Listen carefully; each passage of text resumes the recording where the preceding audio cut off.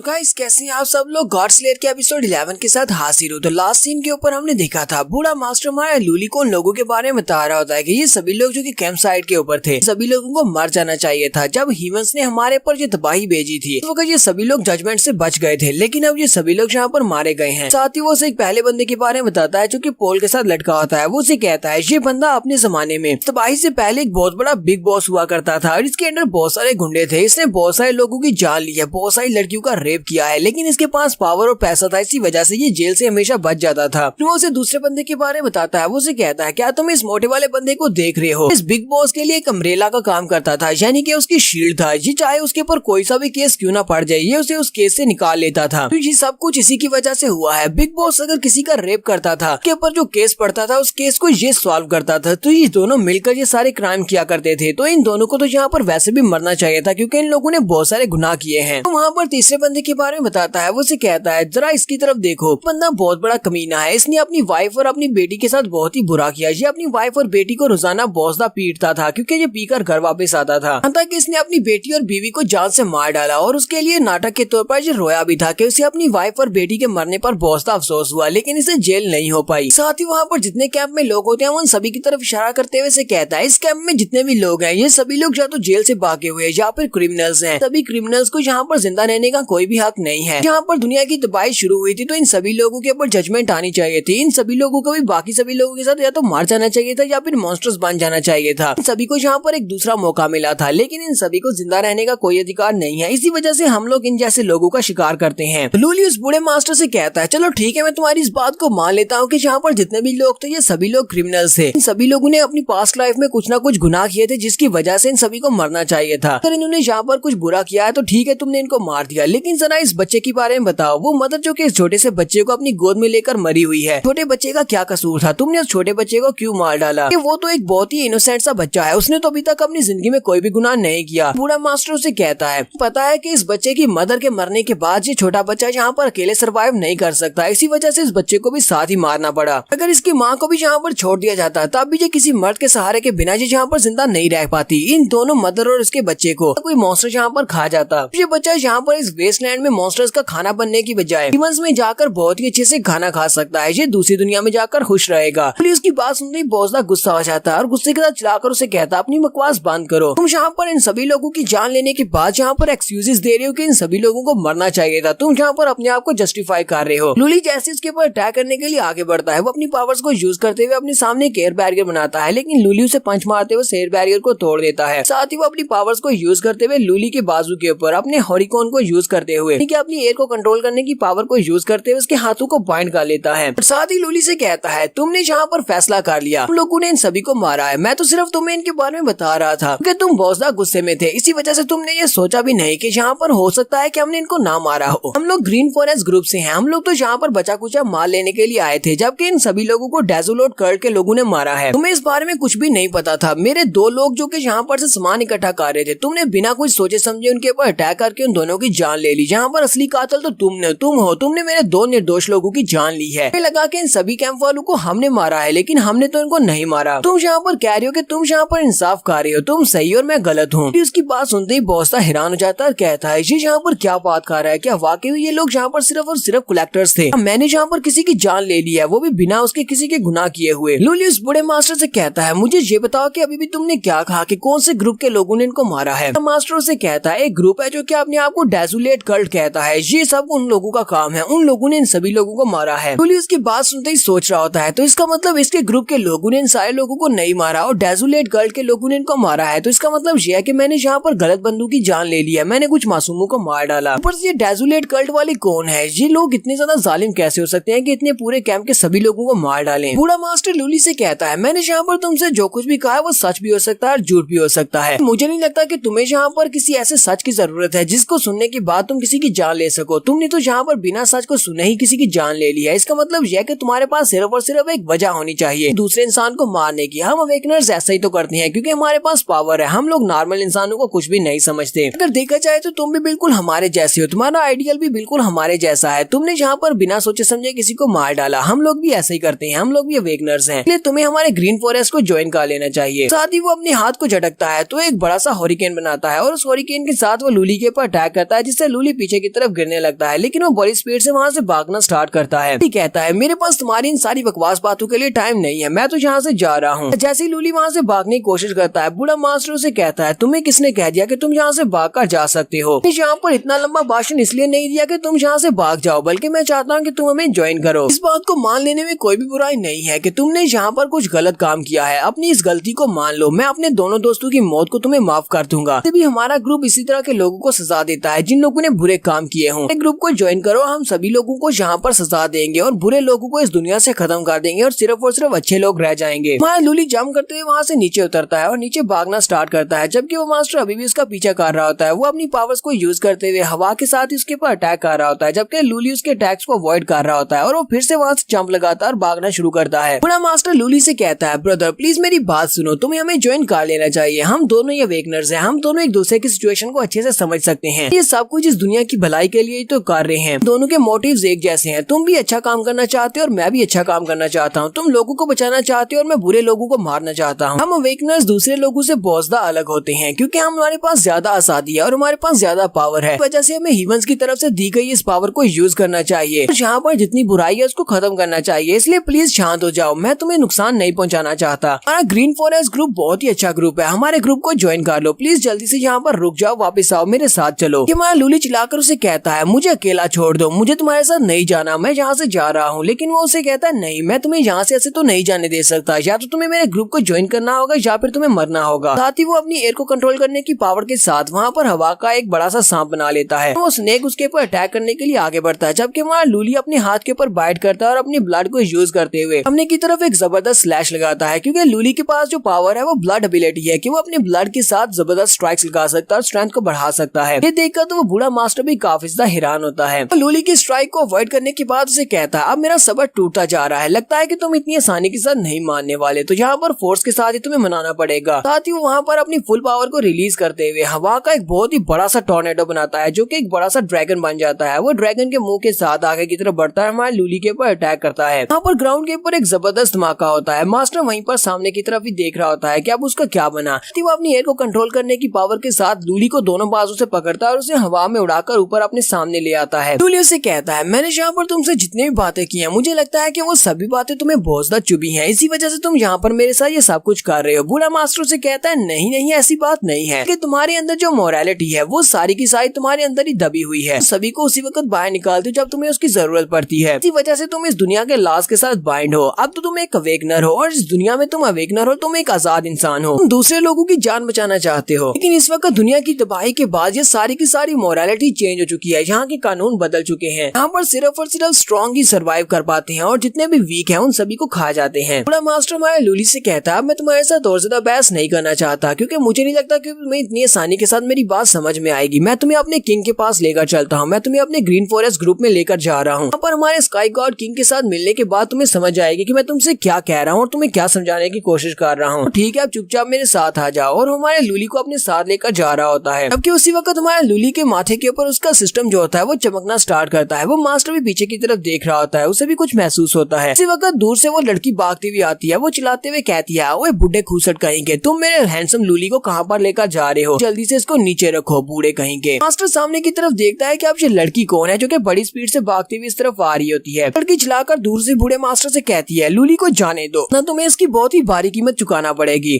Master अपनी powers को use करते हुए अपने सामने नीचे की रेत को सामने एक दीवार की तरह खड़ा कर देता है। वो सामने एक दीवार बना देता है और कहता है मुझे तुम्हारे अंदर कोई भी इंटरेस्ट नहीं है, तुम यहाँ से दफा हो जाओ, तुम मुझे नहीं चाहिए। अपने सामने एक बड़ी सी सैंड वॉल बना लेता है। लेकिन वो लड़की क्योंकि उसके पास फिजिकल स्ट्रेंथ है वो बड़ी स्पीड से आगे बढ़ती है और उसे कहती है क्या तुम्हें लगता है कि ये छोटी सी सैंड वॉल मुझे रोक पाएगी। उसकी बड़ी वाली सैंड वॉल के ऊपर एक जबरदस्त पंच मारती है। जैसे ही वो उसके ऊपर पंच मारती है तो वो सैंड वॉल को भी तोड़ देती है। एक ही पंच के साथ वो उसकी सैंड वॉल को तोड़ देती है, जिससे वो मास्टर और भी ज्यादा हैरान हो जाता है और कहता है ऐसा कैसे हो सकता है, ये लड़की तो बहुत ज्यादा पावरफुल है, इसने मेरी सैंड वॉल को सिर्फ एक ही पंच के साथ तोड़ दिया। मास्टर भी जल्दी से जंप करते हुए पीछे की तरफ हट जाता है। जबकि हमारी वो वाली लड़की वो ग्राउंड के ऊपर एक जबरदस्त हीरो वाली लैंडिंग मारती है और नीचे के ग्राउंड को भी तोड़ देती है। बूढ़ा मास्टर बहुत ज्यादा हैरान होता है और कहता है ये लड़की कौन है, ये इतनी ज्यादा पावरफुल कैसे हो सकती है, क्या इसके पास अवेकनर्स वाली पावर है, क्या इसके पास फिजिकल अवेकनर की पावर है, तो यहाँ पर इतनी तबाही मचा दी, ये सिर्फ और सिर्फ स्ट्रॉन्ग है। बूढ़ा मास्टर से कहता है तो अब यहाँ पर तुम दो लोग हो चुके हो कि मुझे यहाँ पर तुमसे भी बात करनी है, लेकिन अब क्या करूँ, मेरे पास इतना टाइम नहीं है जो मैं तुम्हारे साथ वेस्ट कर सकूं। फिलहाल के लिए तो मैं जा रहा हूँ, लेकिन अगली बार मैं वापस आऊंगा। वो लड़की उसे कहती है, बुड्ढे मास्टर कहेंगे दोबारा जहाँ पर वापस आने के बारे में तो सोचना भी मत, दोबारा तुम मेरे रास्ते में आए तो फिर मैं तुम्हें मार डालूंगी। तो यहाँ पर हम लोग अपनी एपिसोड 11 का एंड करेंगे। एपिसोड की एक्सप्लेनेशन अच्छी लगी हो तो कमेंट करके जरूर बताइएगा। चैनल को सब्सक्राइब कर दे, वीडियो को लाइक और शेयर कर दें। शुक्रिया।